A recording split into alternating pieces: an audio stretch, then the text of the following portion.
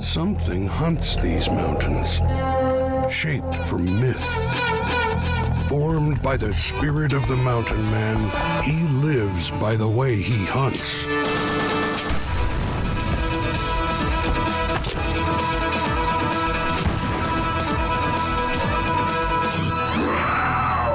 Born of the mountains, blood of the Indian, he survives by Hawken and longbow. He's alone, he's free, he's forged by the elements. Journey with the last of a breed, Sasquatch Mountain Man. For Laramy Sasquatch Miller, it's about the way he journeys, the way he hunts, the way he lives. And the way has its rules, unwritten but ironclad, like when the game is too easy. That's when you don't shoot, but just enjoy watching it run.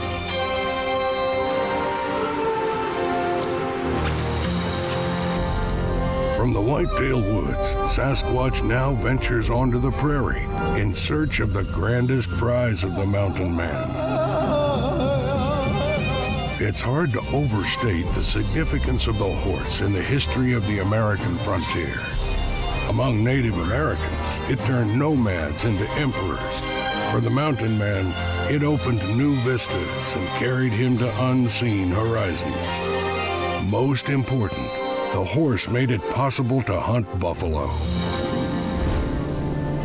Gentling a horse to the notion of riding up on a 1-ton wild buffalo is no easy chore.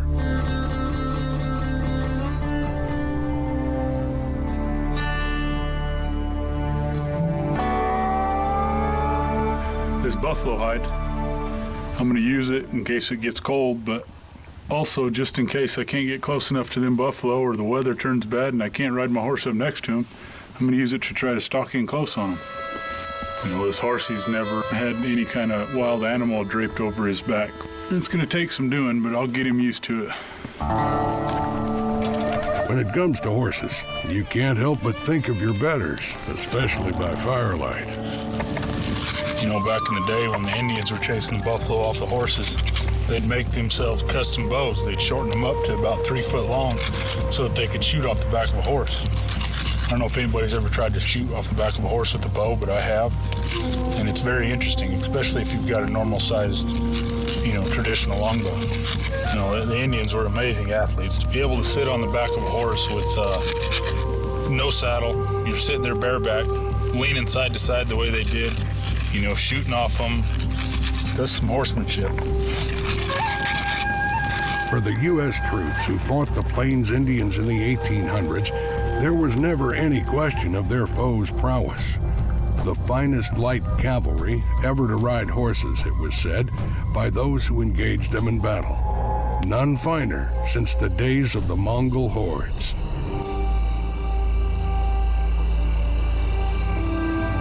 The one thing that made the Plains Indians excel as horsemen was the American buffalo. Bison. Here's what we got. We got 2 big bulls coming down this draw. I tied up the horse. I'm going to sneak up, put my old buffalo robe on, and see if I can't get within about 25 yards of them to stick them with the old longbow. In the tradition of Indian hunters, Sasquatch dons the disguise of the buffalo itself.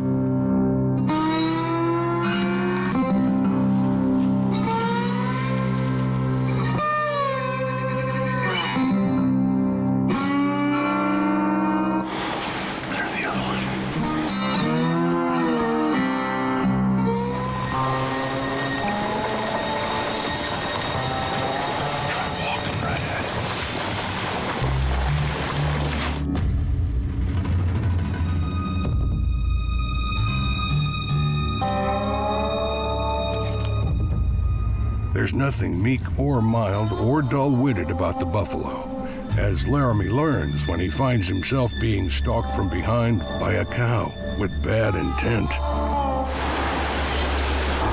They're at about 50 yards right now. I need about 20 more yards to be effective with this longbow.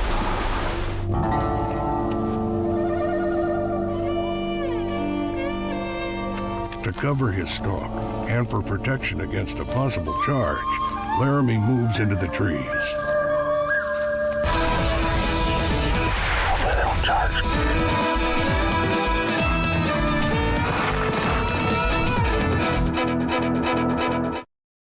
Sasquatch is brought to you by Honda Power Sports.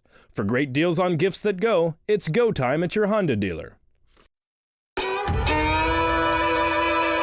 From the back of a horse, Laramy surveys the prairie realm of the buffalo.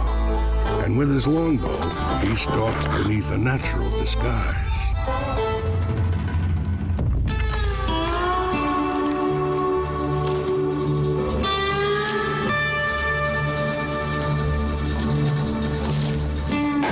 It was worth a try. Got about 45 yards from them, but and they knew something was up. I said, no, thank you. Gotta adapt to all situations. That's some 60 square feet of robe Laramy has slung over his shoulder.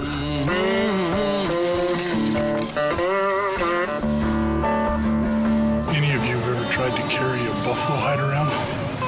But that's a workout in itself, even for Sasquatch. I'm gonna go pick up the horse. This looks like a good place as any to camp. We'll try again in the morning. You know, there's a lot of people that always talk to me about staying out in the woods, whether it be they're lost or, you know, they're going out camping, they're going out hunting, and they get stuck and they got to spend the night out in the woods with essentially nothing. You want to make sure that before dark, you get some firewood rounded up, you find a warm, dry place to stay.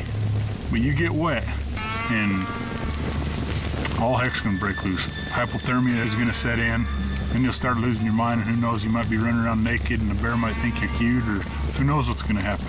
So you wanna make sure you stay dry. If you ever get lost in the mountains, the one thing you gotta remember is don't ever try to find your way out at night, because when it gets dark, you can get disoriented really easy, especially when you got big mountains on the side of you and it covers everything up. You can't see any stars. You can get lost very easy. It's the mind that saves. The mountain is merciless to the foolish. Knowing you can make a meal from toasted earthworms can keep you alive.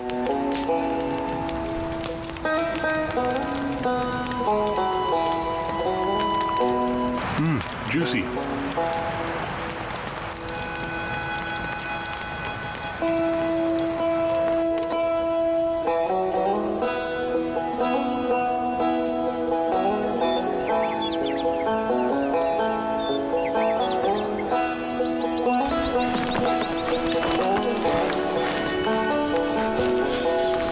I can't tell you how many times my horse has alerted me to elk or deer or bears, or pay attention to your horse, because believe it or not, you can teach him some things, but he can teach you a lot of things too about woodsmanship.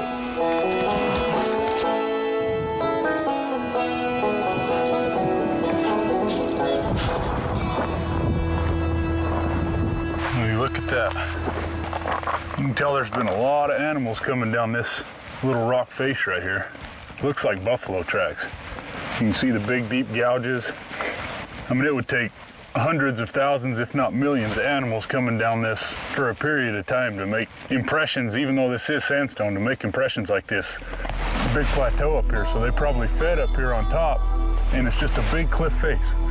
So there's only a couple places to get down. And the Cheyenne River runs down through this canyon, so I'm betting that they came up and they could see the water, and they turned, and one got brave and decided he was just going to bail off this, and they all followed, and it turned into kind of a travel corridor. Buffalo trails, or traces, were the Old West's first highways. Most ran north and south along ancient migration routes, but some went east and west, laying down the immigrant trails and even the routes of the railroads, earning the buffalo the title Sagacious Pathmaker.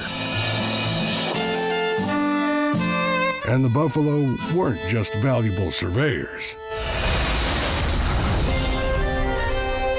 Like Laramy, illustrious frontier hunter Paul Richardson knows that the bison is a walking commissary supplying every need. Richardson's party has made a good stand, bringing down several mighty bulls. But now, in scorched country, water is a more desperate need than meat. Greenhorns would panic and gallop off after mirages. But for Richardson, water's right here. He slashes open the swollen paunch of a fresh-killed buffalo, the warm gut still twisting and crawling. Filling a tin cup with liquid stomach contents, he drains it, showing the satisfaction of a man quaffing vintage wine. The buffalo has much more to keep a man alive, though. Richardson cuts out the heart. He tears into its ventricles with his teeth. The melon-sized organ holds 2 quarts of blood, and Richardson drinks until he must take a breath, his face crimson. Sasquatch may find himself doing the same by the time this hunt is done. No matter where Laramy looks, he finds buffalo sign, even in seemingly impossible places. If you look up there, you can see there's a buffalo print in the side of this rock face. Probably made by somebody, no telling how many years ago. 300, 400, 500 probably, if not longer than that. And you can look, this is a big floodplain. That right there used to be ground level, but now all the water running down this canyon has washed all the dirt out and lowered everything. And so now that hoof is about 20 foot off the ground. There's no telling, it could have been one of them rock crawling buffalo, we don't know. Or maybe the notorious spider bison.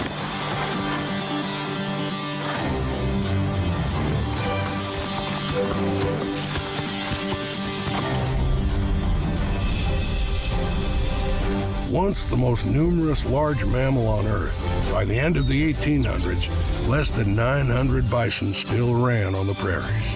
Today, bison number some 500,000. We got these buffalo, they're about 50 yards right over this little knob. I'm gonna come walking up and just kind of sway back and forth like a buffalo. See if it works, see if I can get to 20, 30 yards from them. Ought to be fun.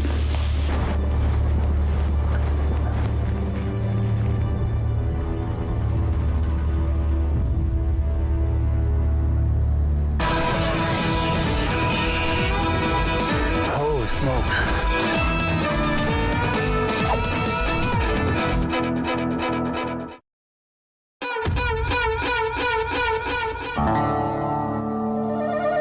The bison, one of the most dangerous animals in North America, and the one that Laramy has challenged himself to hunt with longbow and arrow.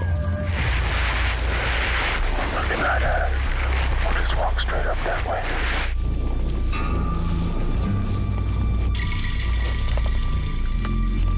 Just can't quite get close enough. They're not sure what I am. Many more people are injured by buffalo than bears. The only real hope of escaping an angry 2,000-pound buffalo charging at 30 miles an hour is to outrun it on a horse. You know, back in the day, mountain men, their life relied on a horse. And the one thing when they're looking for a horse, you know, they're wanting to find a horse that has the right attitude, because when you get in tough situations, you might be, you know, in the snow or having to go through a bog. If you don't have a horse that's got that get up and go and will to live, you're in trouble.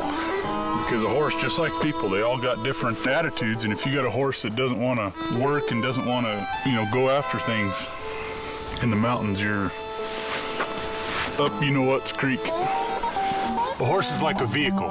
You got to make sure that you maintain it. You know, you got to change the oil on a car.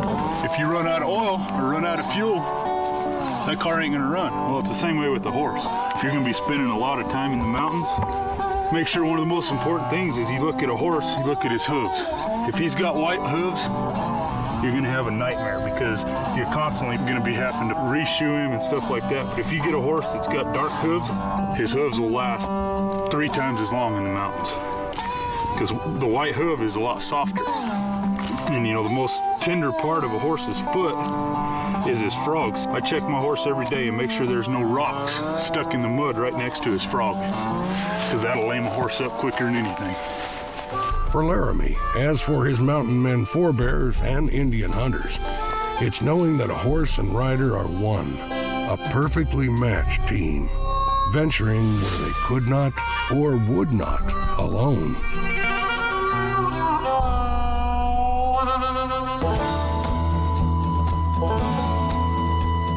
From horseback, across the haunts of the mountain men, Laramy has hunted the iconic game of the West, from silver-tipped grizzly to giant moose.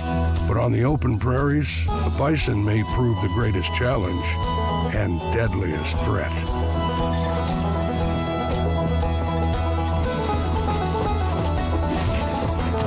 You know, it's amazing to think what our ancestors, the Indians, the mountain men, what they did to survive.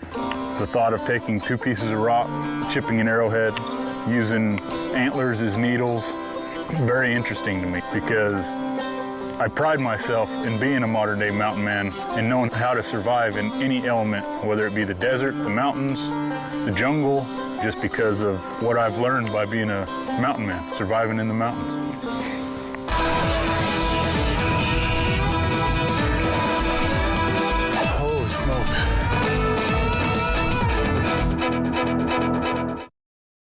Sasquatch is brought to you by Honda Power Sports. For great deals on gifts that go, it's go time at your Honda dealer.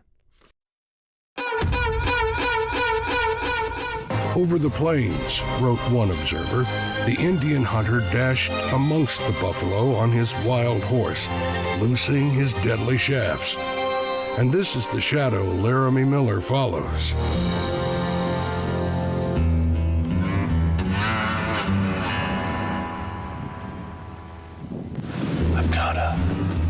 As you can see, there's 4 bulls and some cows right here. You know, these buffalo, they've got thick skulls. Back in the day, whenever a buffalo would charge, people would try to shoot him in the head, and it doesn't do nothing to him. Their skull is so thick you can't penetrate it. And if you don't hit them good, they're tough critters. It'll take them a long time to die, so you want to try to hit them right above the heart, right in the lungs. Usually that does the trick, but you still got to respect that animal. It's a 2,000-pound beast. And respect the buffalo the true hunters did, knowing it would give them everything from meat and leather to sinew for bows, grease for a myriad of uses, dried dung for fires, and even dark hooves for glue. Couldn't quite get close enough to them with the rope. They got real itchy, so I'm going to try a different scenario. Hopefully they don't charge, because there's quite a few buffalo to try to evade. I mean, I'm a mountain man ninja, but I don't think I can do it. In his buckskin shirt, Laramy is coyote-colored and able to approach the herd on all 4s. Indian hunters would drape the hide of a white wolf over themselves, calling it a wolf mask, and crawl into bow range. But now, even a possible coyote draws the attention of a nervous cow with a young calf, increasing the risk for Laramy.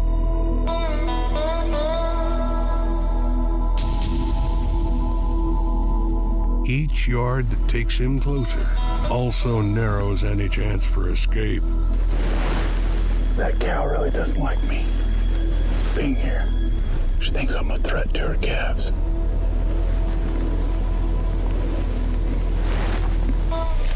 Cows are probably twice as dangerous as the bull because there's a couple calves in there. So, kind of a tricky situation. With his chosen longbow, though, there's no choice for Laramy but to get close.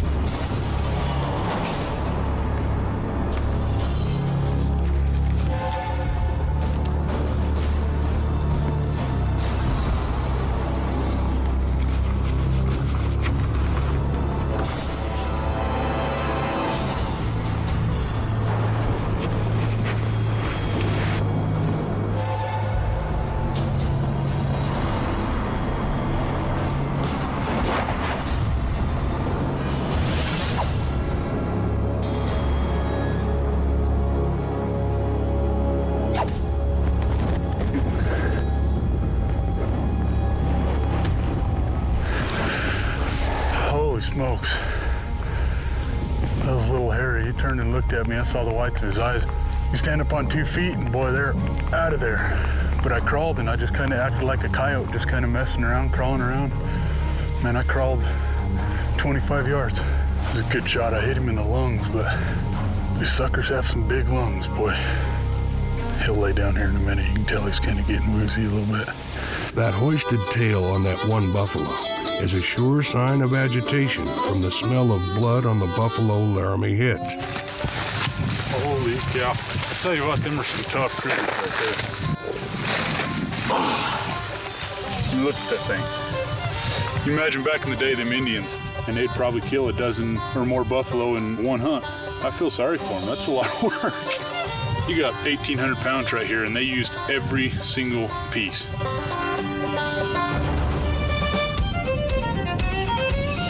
Laramy Miller knows that the buffalo is just a shadow of what it once was, when 60 million thundered across the prairies.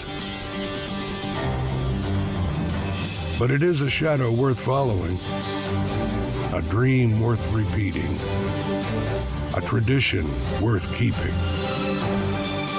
As Laramy continues his quest of the mountain men.